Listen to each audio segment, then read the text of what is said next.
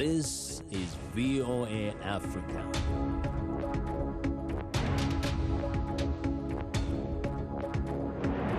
Hello, I'm Esther Githui-Ewart. It's Friday, February 12th. Welcome to Africa 54. Due to the global outbreak of coronavirus, Voice of America is taking every necessary precaution to safeguard its employees. So our broadcast will look different today and in the near future as we, out of an abundance of caution, reduce our staffing at VOA headquarters here in Washington. We're working to help keep you informed about what's going on, and we appreciate you staying with us on Africa 54. Health experts say allocating and delivering adequate supplies of COVID-19 vaccines to the developing world is continuing to be a challenge. They add that collective and cooperative solutions will be needed, and failing to provide them will imperil human health worldwide. Here's VOA's Malaria. The global economy stands to lose as much as $9 trillion if developing countries do not get adequate access to COVID-19 vaccines, says Gavi Alliance's Anuradha Gupta. In a video discussion organized by the Center for Strategic and International Studies, Gupta argues it's in the interest of advanced economies to invest in vaccine equity. Time is of the essence. Any delay would mean prolonging the pandemic with debilitating consequences for the whole world.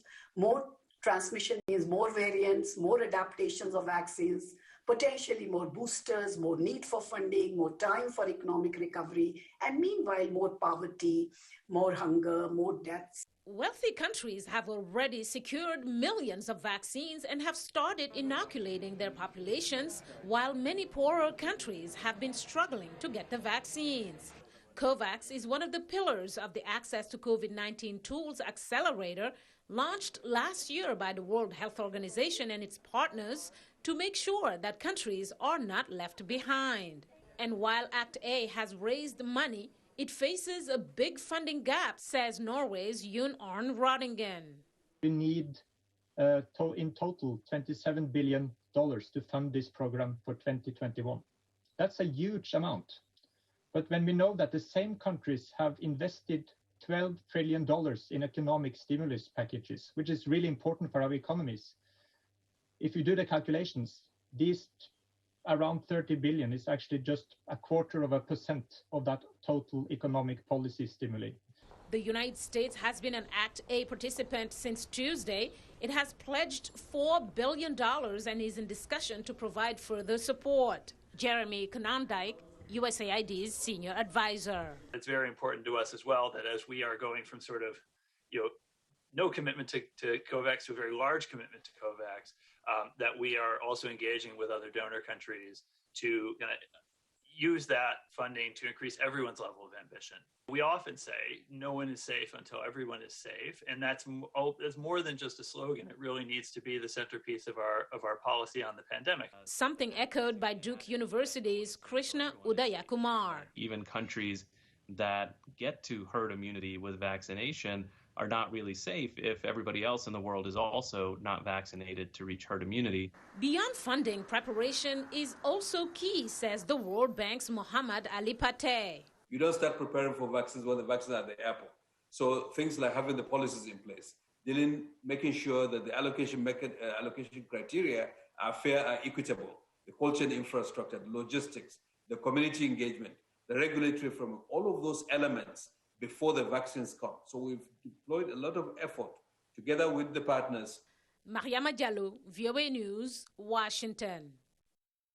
South Africa is planning to immunize several 100,000 health workers with Johnson & Johnson's COVID vaccine in an implementation study to further evaluate the shot, according to the president of the country's Medical Research Council, Lauren Anthony, reports.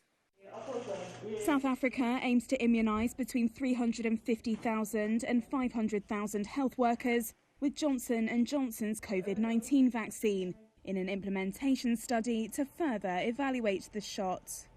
Co-lead investigator on the local leg of a J&J global trial, Glenda Gray, said the vaccines would be rolled out to medics once South Africa secures the necessary authorization permits from the domestic regulator. There's no use pouring vaccines into the country and we are unable to deploy them. And so we will receive 80,000 doses every 7 to 14 days. And then based on our ability to roll them out, we will then redeploy them. J&J's vaccine has already been tested in the global phase 3 trial involving more than 40,000 participants, including over 6,000 in South Africa. Gray's comments come days after the government paused the rollout of 1 million doses of AstraZeneca's vaccine and switched to the J&J shot to start protecting its health workers. That decision was based on a small clinical trial that showed the AstraZeneca jab provided minimal protection against mild to moderate illness from the more contagious virus variant that is now dominant in South Africa. The government said on Wednesday it was considering selling or swapping AstraZeneca shots it had ordered. Lauren Anthony of Reuters with that report. A warning by the World Health Organization that the COVID-19 pandemic could harm efforts to eradicate malaria appears to be coming true in Nigeria. Nigerian officials say people are refusing to get treatment for fear of catching the virus at a clinic. Timothy Obiezu reports from Abuja. Fatima Muhammad's 2 sons are sick with malaria, but rather than go to the hospital, she's treating them at home because of fear of contracting the coronavirus. I don't have money to take them to the hospital, and again, at the hospital, they'll easily call it coronavirus. I don't have money for that. Malaria and COVID-19 present similar symptoms, but fear and stigma attached to the pandemic are reasons many like Fatima are seeking alternatives to hospital treatment. Experts say in-hospital visits for malaria have dropped significantly since the coronavirus was first reported in Nigeria in February 2020. A World Health Organization report said the pandemic is threatening years of progress made against malaria and warned that death rates could double. Disruption of preventive measures is to blame, says WHO consultant Linda Ozor. The use of long-lasting insecticidal nets and seasonal malaria chemoprevention and prevention of malaria in pregnancy were interrupted.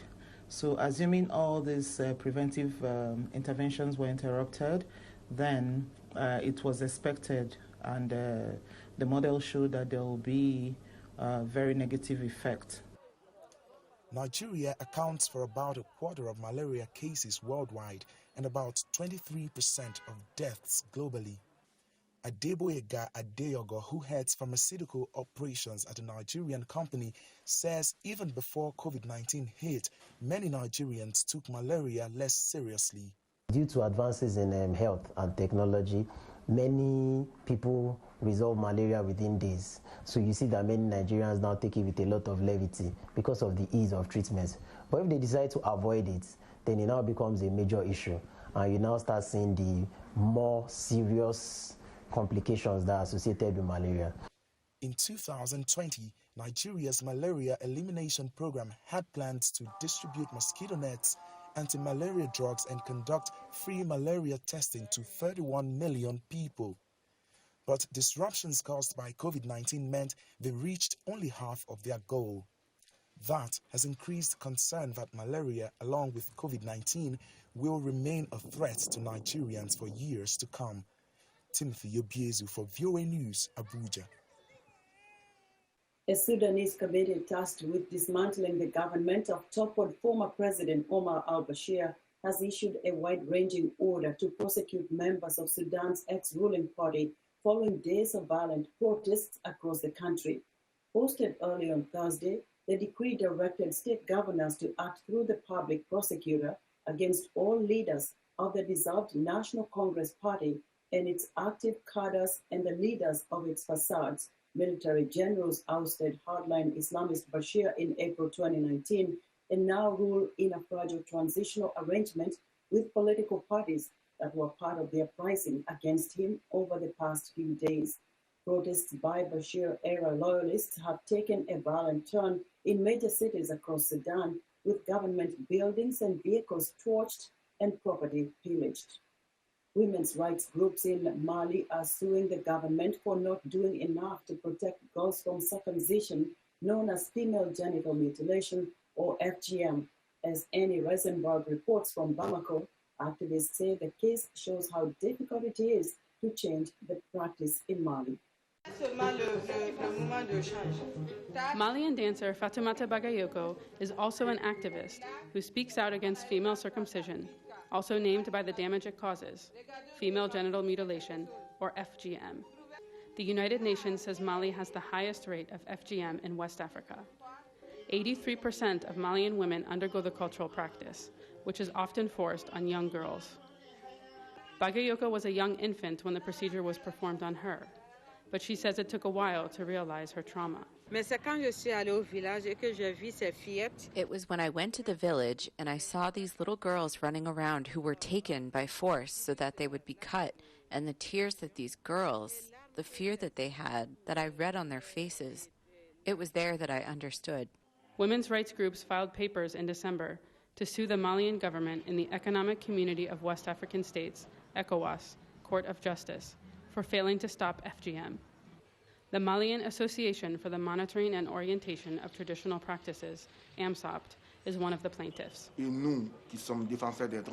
We, who are the defenders of human rights, who defend women and children, we think that the state has the responsibility and the duty to protect these girls who didn't ask to be cut.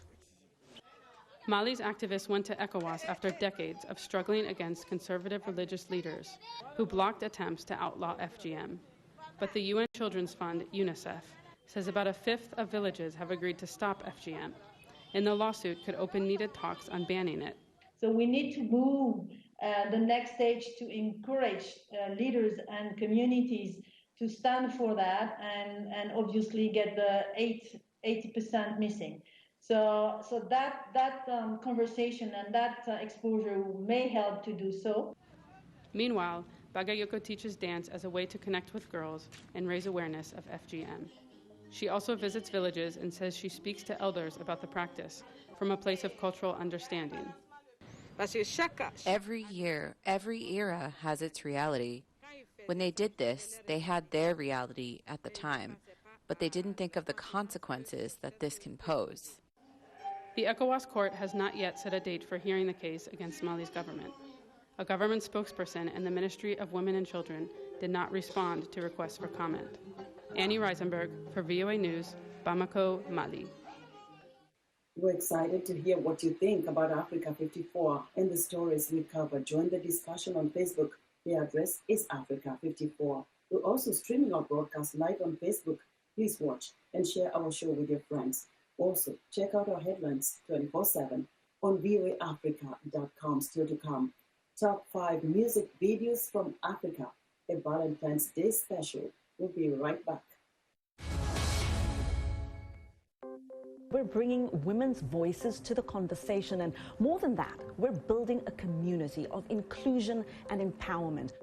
Here in Kinshasa, campaigns to raise awareness against the spread of coronavirus are common, but getting that information to people who have no access to water, electricity, or money can be a challenge. We are here at Kalerwe Market, Uganda, Kampala, where in this whole market, women are crying out for their situations to change. For women, it will be better for us. I think a big thing for me is just being able to say that when these protests are happening, does it turn around into policy? Our kids are raped every single day. This movement got the governments to listen. It really was powerful because it showed what is possible when men and women band together and say, enough is enough. It's not necessary anymore to climb on a car.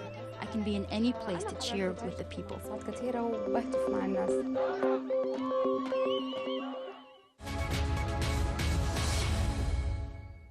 Welcome back to Africa 54. The defense begins its case on Friday after House impeachment managers on Thursday closed their case, arguing former President Donald Trump was directly responsible for the attempt to overturn the counting of Electoral College votes for Joe Biden. VOA's congressional correspondent Catherine Gibson reports on Democrats' final argument in this historic trial. The case against former President Donald Trump inciting the January 6th riot at the U.S. Capitol now concluded.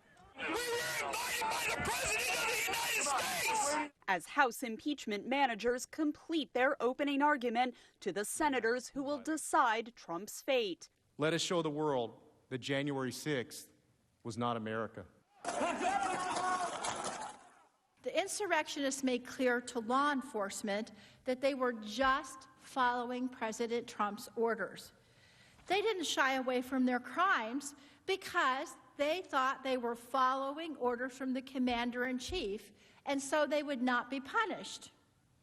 They were wrong. The intense new video revealed Wednesday, showing the nation's lawmakers fleeing from rioters, followed up Thursday by managers arguing that if Trump is not barred from running for office, he will incite his supporters again. I'm not afraid of Donald Trump running again in 4 years. I'm afraid he's going to run again and lose, because he can do this again. Over 2 days, Democrats argued Trump encouraged violence for years. And because of his refusal to say he lost the 2020 election, the nation's capital is still under guard. He does not say the one sentence that would stop future political violence. The election was not stolen. He still hasn't said that sentence. That is why National Guard troops in full body armor still patrol outside. The odds of 17 Republican senators joining their Democratic colleagues to find Trump guilty is still unlikely. In a final plea, Raskin asked Republicans to consider the consequences. President Trump declared his conduct totally appropriate. So, if he gets back into office and it happens again, we'll have no one to blame but ourselves. Trump's defense will have their turn Friday. They are expected to argue the former president's actions do not meet the legal bar for inciting a riot.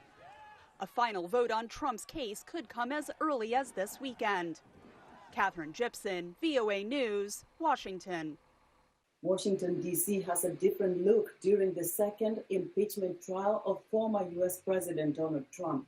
The Capitol area remains an ultra-high security zone, and nearby residents wonder if fortress-like security measures are permanent, given heightened political tensions in the country after the January 6th Capitol riot. VOA's Caroline Persuti has our report. Washington, which prides itself on access, is more barricaded than ever. We walk here almost every day, and so this is breaking our hearts. A security perimeter surrounds the Capitol. It extends from the Supreme Court on one side to the Washington Mall on the other. A surprise to visitors, a shock to residents, like Stephen Ching, who just returned home after 6 months to find his regular jogging route unreachable. This is like the front door, the front yard of America. People always come out to the mall. You know, this is where we hold all of our 4th of July celebrations. This is where we held the inauguration normally, and just, you know, to see it all fenced off is very saddening as an American. So while the impeachment trial continues in here, then we heard gunshots on the other side, and we flung ourselves down on the floor. Outside, the public is separated by an unscalable barrier, more than 2 meters high, topped with razor wire. But yeah, I mean, it's just that's a big fence. 7,000 armed National Guard troops line the fence, along with tactical vehicles. They will stay here until mid-March at a cost the Pentagon lists at $483 million. I'm happy they're here protecting my city that I love. I have a lot of feelings about the presence in the summer when it felt overkill and not necessary in many ways, and now, you know, needing them. It's just, yeah, it's a lot of mixed emotions, and it's weird. Last summer brought similar fencing blocks away during Black Lives Matter protests. To this day, it's tough to get a full glimpse of the White House. Unlike the January 6th riots at the Capitol, it's eerily quiet. Impeachment's first days brought out just a few protesters, silent, but carrying loud messages. The world is watching as security threats have transformed the physical look of Washington. Former FBI terrorism expert Brian Lynch spoke via Skype on the message these images send. What happened on January 6th cannot happen again. And secondly, I think the world's seen what happened on January 6th. It obviously happened here. It can happen anywhere. We will be making significant changes. Acting U.S. Capitol Police Chief Yogananda Pittman says some fencing may be permanent. Yet D.C. Mayor Muriel Bowser tweeted that when the time is right, the fencing will come down. Lynch says officials will know when to dismantle based on security assessments. Carolyn Pursuti, VOA News on Capitol Hill. Valentine's Day is usually associated with romance, but if you don't have a significant other at the moment or have simply chosen to not have one, experts say there's no reason to feel alone because there are so many other ways to celebrate, show, and receive love. More with VOA correspondent Maria Madiala. It's Valentine's Day, and whether people enjoy it or dread it, experts say this may be a good time to rethink this celebration of love. Yeah, I think the expectations surrounding Valentine's Day with like the dinner for two and the flowers can be very constraining and like restricting for people. I really think it would be more beneficial, like would make people happier if we interpret this holiday much more broadly. Sonia Lubomirsky, psychology professor at the University of California, Riverside, says it's also a celebration for those who choose to be single. It's another way that Valentine's Day is kind of restricting, is that it has this expectation, this assumption that you can only be happy when you have a romantic partner. Karen Donaldson, celebrity communication, body language, and confidence expert, says it's a good day to spend time with any loved one. So choose to spend time with a loved one and show them how special they are in your life. So your mother, your father, a sibling, a good friend, a neighbor, a grandparent. And here's the key thing, like now more than ever, you can send more things. So if you cannot see them, it doesn't have to be flowers. It can be a dessert. It can be a charcuterie board. It can be candy, a home spa gift box, whatever they like. It could also be as simple as a homemade or store-bought card. There are health benefits to showing love, Donaldson says, especially in a year where the world has seen so much loss due to the coronavirus pandemic. When we do something nice for someone else, it actually releases our happy hormones. More specifically, it stimulates the release of oxytocin in our body. And the release of oxytocin, it's been shown to have, positive impact on our mood and our emotions. It's that warm, fuzzy feeling. And it also lowers stress and anxiety for both of you. But if you decide you are happy alone on Valentine's Day, that can also be a healthy choice, says Donaldson. A lot of us have a list of things that we want to do. So now is the time, if you're single, to pull out that list and love on yourself for Valentine's Day. Pamper yourself. Go get that 2-hour massage. Depending on quarantine orders, you can order in or go out. Or even just make time for that 3-hour candlelit bubble bath you've been meaning to do for the past year, couple months. Just splurge on yourself.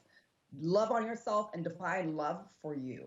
Mariama Diallo, VOA News, Washington.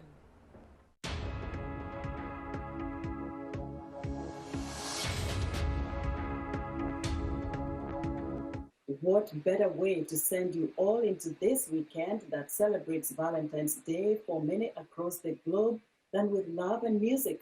VOA's Music Time in Africa host Heather Maxwell has both with this special music video, Top 5. Love is in the air, and I have the perfect Valentine's music for you. African musicians and music lovers around the world have been sending me in all week their favorite African romantic music videos, along with personal introductions. Here are the top 5.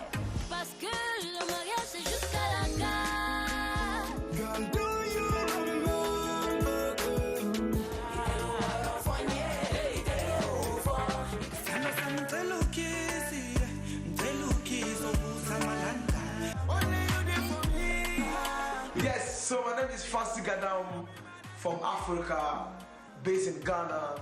I want to dedicate this song for my fans across the world.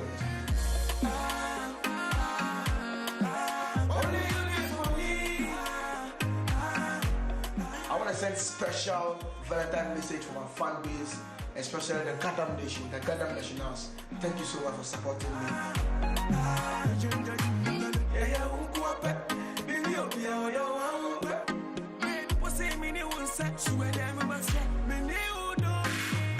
Hi, Hi, LTD Bulbul from South Sudan. I am here to wish you a happy Valentine. I invite all of you to go and listen to one of my favorite songs. I call it You Are a Queen.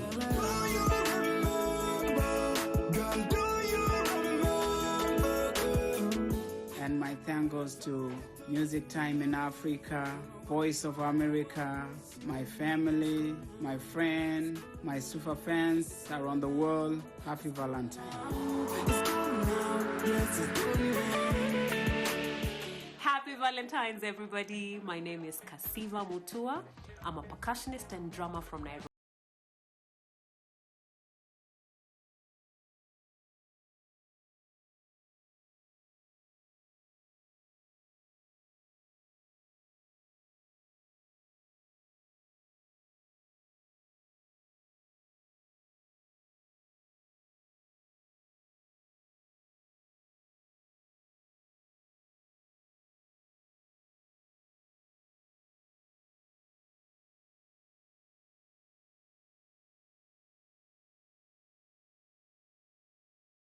Hey, what's up everyone? My name is Oprikonos Mkabai, all the way from South Africa. I just want to say happy Valentine's Day to everyone and the perfect music video.